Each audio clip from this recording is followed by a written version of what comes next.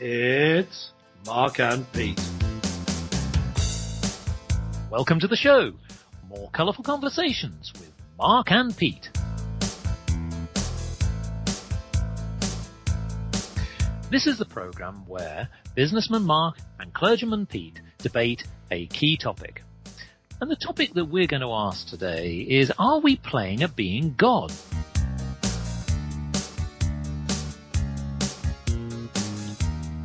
Well, the reason we pose that question is that there have been some breaking news about how scientists have gone further than ever before to creating a human brain. Yes, it is true that in a laboratory in Ohio State University in America, that scientists have actually developed a brain which is really the size of a pencil eraser. Now, I know some friends of mine that have a similar problem, but in this particular case, they've actually simulated and created a brain in their own laboratory. But how far are they going? Are they actually going too far? Are they actually playing at being God? Well, I'm just going to set up my view on this with a little poem, and it's entitled A Growing Concern. The space between some people's ears is where pure logic often disappears. And all that lies between the eyes is nonsense causing much surprise. Buried beneath the cranky cranium is wit like a wilting geranium. Life can be dim and deeply dull, concealed inside the human skull. Thoughts meander around the head, where common sense has gone to bed. When cruel minds conjure war and hate, get a lobotomy before it's too late. It is really hard to reason or explain why bad decisions cause such pain. So science has finally grown a brain before all mankind goes insane. Future minds could be made to measure, giving love and lots of pleasure. Thinking could be programmed for good, and everything would be understood. This cerebral success is a laboratory wonder. But what if thoughts could cause much blunder? Perhaps on reflection I'll give it a miss. Knowing too well, ignorance is bliss. So then, clergyman Pete, what's your thoughts at the experiment with growing a brain? And have we actually gone too far this time? Well, I'm not sure about going too far. I think that what we need to get at here is the issue of what you were talking about there at the end of your poem. Ignorance,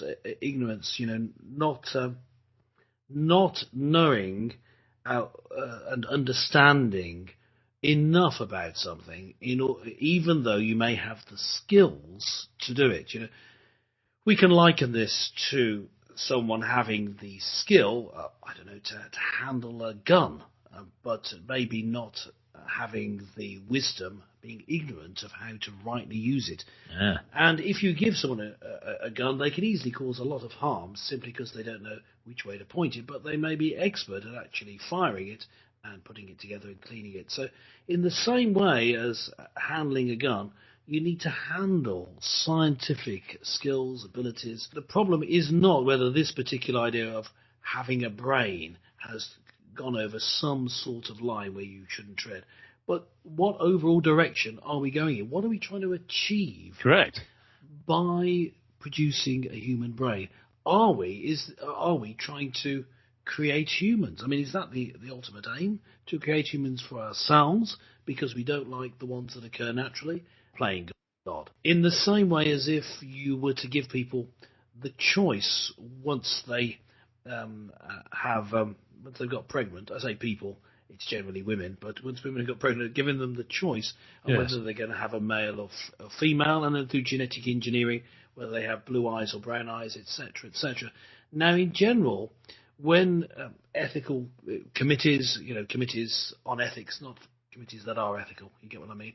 When ethical committees have looked at this situation, the general report, if you read such things, is that they're saying, don't do it, don't go that route, because it ends up with trying to make decisions that you shouldn't make, playing God, in other words.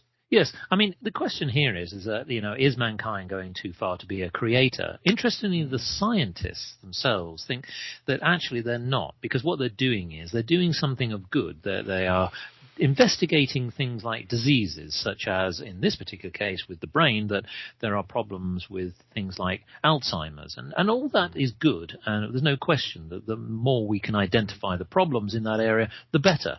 But they actually qualify by saying that, interestingly, that it takes about 12 weeks to create a brain that resembles the maturity of a 5-year-old fetus.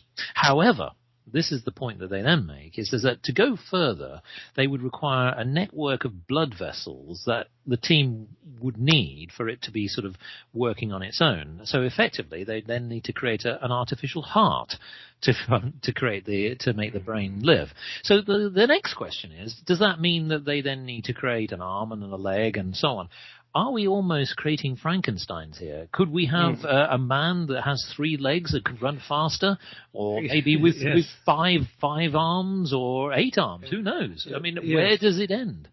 Well, this is the point, that if you start down a particular route, you can't remove knowledge. You can't get rid of it. Once you are able to do that, it's out there, and someone could take the developments that you've made in science and use them for a different purpose. So even if, as I was saying at the start, the motivation is clear, you outline quite what seems to be a good motive in order to try and test out certain treatments or to investigate how the human brain works, you construct one. And that's obviously a motive that is a good one, to try and to cure diseases that have been besetting people in larger numbers over the years. You're trying to put in place something that will help you to observe the brain more easily and to make changes, etc., etc. That's good, but once that knowledge is out there, and once you've started down that road, someone could use it for another purpose. Exactly. To create a human being. So you do need to think before you go down the road of research whether you want to do it. Well, some people actually disagree with the whole thing, because essentially at the moment they're even taking the first step towards tampering with Mother Nature, that actually this is against God's will. That's some people's view. And really that even though that in some cases there's an opportunity to solve the problems with the diseases, get to the root causes of problems, they shouldn't even be doing that. But what's your view on that? Well, I don't have that view. I don't think that there is necessarily a problem. Well, which I mean, there could be a problem, depending on your motivation, depending on how it develops. You could be developing. Take this particular case of the brain. You could be developing the brain, and the way that you develop it is in such a way that it can only really be used for medical research. Once you know the details of it, you say, well, no, we haven't developed a human being. This is just really a replication of certain functions of a human being. There's no way it could be developed into a full human being. So it depends what direction the research takes. Now, the reason I say that is I don't think that there is a threat to God. I don't think God is threatened, by anything. I don't think he's threatened by us creating a human brain. I don't think it's a problem for God. It's the motivation and the use that's put to the development of the science that's a problem. And I say, if you could make deliberate decisions of where you're going to take the research, which makes it more difficult for people to take it in the wrong direction. However, I don't think in the end that it's wrong, for example, to try and make a brain. I don't think it's wrong at the outset. It would be wrong I believe, to try and make a fully functioning human being because of our lack of knowledge. There's such a range of different factors about what it means to be a human being. There's no way we could ever know them all. But is that true? I mean, at the end of the day, 100 years ago, the idea of even being able to create cells that resemble a brain would almost be science fiction. I mean, it would be fantasy. And yet, to say that, that we are actually in a position where, there's no possibility. I mean, that's true. I mean, today, it almost seems implausible. But maybe in 200 years' time, maybe even less, it is possible to do it.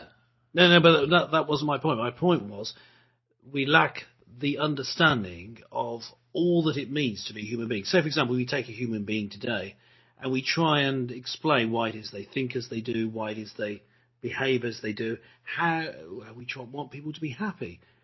And yet, we really don't understand all that there is to the human condition. Now, if you're creating a new sort of human, this could be a sort of human who is permanently depressed, for example. Yes. So what would you're the Bible creating say on this suffering. matter? So that's my take on it. That you could be creating suffering. Now the Bible, yes, okay. Well, now I guess as a clergyman, I should be putting the point of view of the Bible, and I do think that the Bible has something to say about this particular issue about the brain that is different from what you might expect, and that it's not saying. I mean, obviously, it doesn't directly say don't create humans. But it says, rather, that humans need to be transformed. In other words, if we're talking about what happens to humans in the future, after our temporary life here, if we have a spiritual connection with God, and there are plenty of books out there telling you how to do that, how to be forgiven, how to be born again, how to receive God's Spirit. That's how you get that spiritual connection. Well, if you look into that and say, well, yes, I've got that spiritual connection with God, that's how I'm going to go through death and into the life to come, which will be a very different order of reality.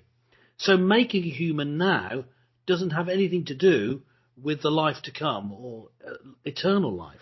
And what it says in the Bible is that your mind should be renewed. Romans 12, verse 12. Yep. Do not be conformed to this world, but be transformed by the renewal of your mind. That by testing you may discern what is the will of God, what is good, acceptable, and perfect. So you're only able to know how to live for God by being renewed, your mind being renewed. And the reason that I think this is different from creating a mind, having a renewed mind is different, in that humans are made of body, soul, and spirit.